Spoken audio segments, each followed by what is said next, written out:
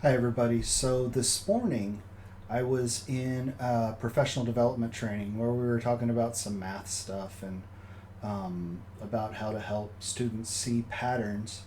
And I came up with an idea this morning regarding identifying quadratic patterns that I played around with a little bit, and I think I got it to work. So I'm going to share this with you just to give it one more tool for your toolbox, because there's lots of ways to figure out what an equation is that comes from a quadratic pattern. What, given these points, what equation best represents that set of points? And so I'm going to start you guys off with a set of numbers. Um, these points represent, or these numbers represent points on the coordinate plane. So one of the things that I can do here is I can go in and I can start entering these points into Desmos, and it will show, let's see, -4. It'll show me a pattern that they make. Now, how do I identify a quadratic pattern? Well, when I put the points up, it basically resembles a parabola, -2 there, not +2. 1, comma 2, 2, comma 8. That's what I get for trying to multitask. 3, comma 16. So if I look at this, it's definitely not linear because it comes back on itself. Now I don't see a vertex here, but that very well could be because it's in the middle of some numbers here. So like here's 1, so maybe -1.5 would represent my vertex there. So it's not on my table of numbers. In any case, remember that when you're dealing with quadratics, the equation that we're looking at, y equals ax squared plus bx plus c. So the quadratic comes from this term right here, and more specifically the fact that this x is squared. That's what makes it quadratic. Quadra coming from, I believe it's the Latin for square, like quadrilateral or quadrangle, like you're at the quad on campus. Anyway, so that's what makes it quadratic. And so if it's a quadratic pattern, all of these x's are going to have to be squared at some point. So I am going to square them now. X squared, so that makes 9, because -3 squared, negative times negative is positive, 3 times 3 is 9. It's going to be 4, it's going to be 1, it's going to be 0, it's going to be 1, it's going to be 4, it's going to be 9. So now, assuming that a is an integer, assuming it's an integer, we'll start with a positive integer. I should be able to subtract out x squared any number of times, whatever a is, and once I've subtracted that back out, I'm left with a linear equation. So once I've subtracted out x squared until I get a linear pattern, meaning constant slope, then the rest should be the linear equation that follows. So let's start out this way. -2 minus x squared. So here's one of my x squareds, and I'm going to subtract out 9 minus 4 minus 1 minus 0 minus 1 minus 4 minus 9. So I'm going to subtract this out and see what we've got. -2 minus 9 is -11. -4 minus 4 is -8. -4 minus 1 is -5. -2 minus 0 is -2. 2 minus 1 is +1. 8 minus 4 is positive 4. 16 minus 9 is positive 7.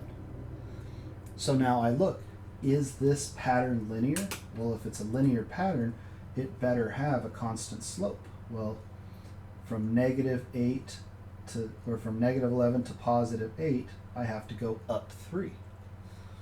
From negative 8 to negative 5, I have to go up 3. And it is the same for each one.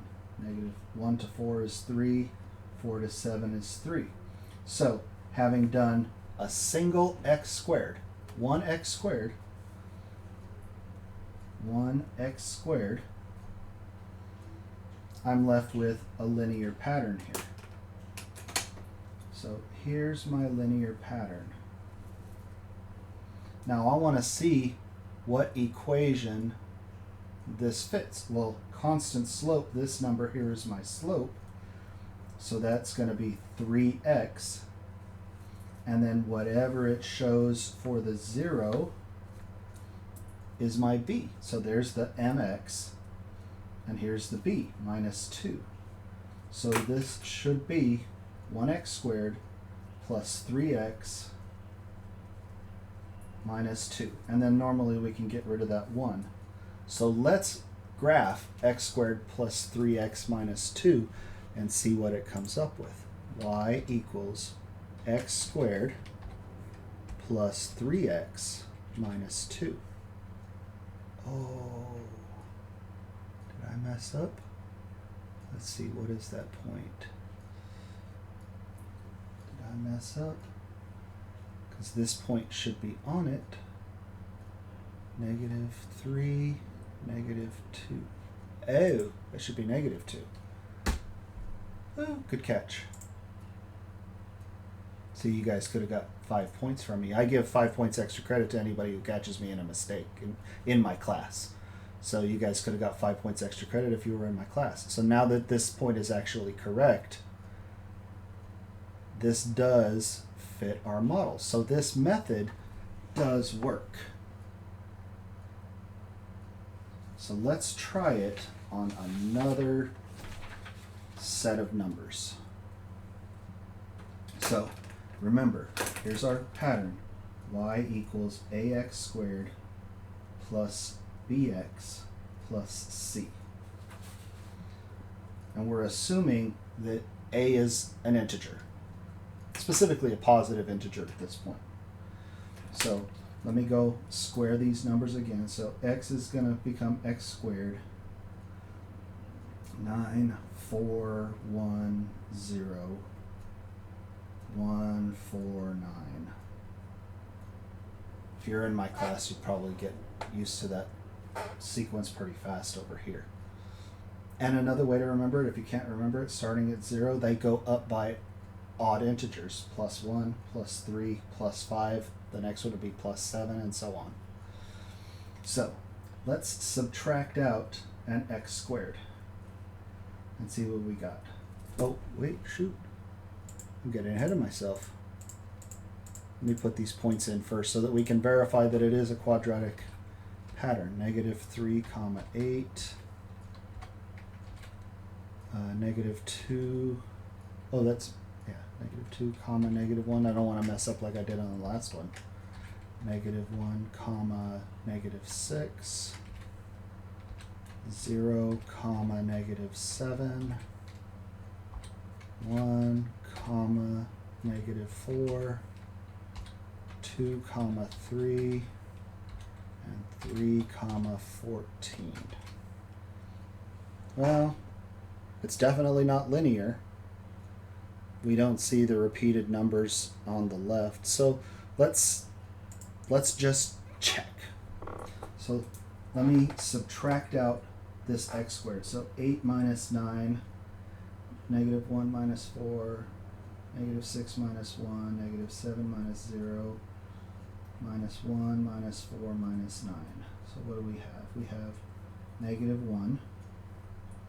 We have negative 5. Negative 6 minus 1 is negative 7. Negative 7 minus 0 is negative 7. Negative 4 minus 1 is negative 5. So I can already tell this is not linear. 3 minus 4 is negative 1. 14 minus 9 is positive 5. So, shoot, repeating numbers, this one itself looks quadratic. So let's try subtracting out another x squared. We're just going to keep subtracting out x squares, and the number of times we subtract out x squared tells us what a is going to be. Minus 9, minus 4, minus 1, minus 0, minus 1, minus 4, minus 9 gives us negative 10, negative 9, negative 8, negative 7, negative 6, negative 5, and 5 minus 9 is negative 4. This is linear. More specifically, it has a slope of positive 1 because we go up by 1 each time we've done this. So how many x squareds did we subtract? We subtracted 2. So that tells me this is going to be 2x squared. And let's see what the rest of this is. So here's my linear pattern. There's that, and there's the 0. Because here is the m, 1x. And then here is the b, negative 7. Minus 7. So we don't normally need the 1 on the 1x, so plus x minus 7. And let's see if this works. Y equals 2x squared plus x minus 7. Perfect. So at this point, as long as a is a positive integer, this method will work. Subtract out x squared until we get a linear pattern. Then identify the slope and identify the y-intercept, and that will give us our quadratic equation. So for now, try it on your own, and I'll see you on the next video. Thank you.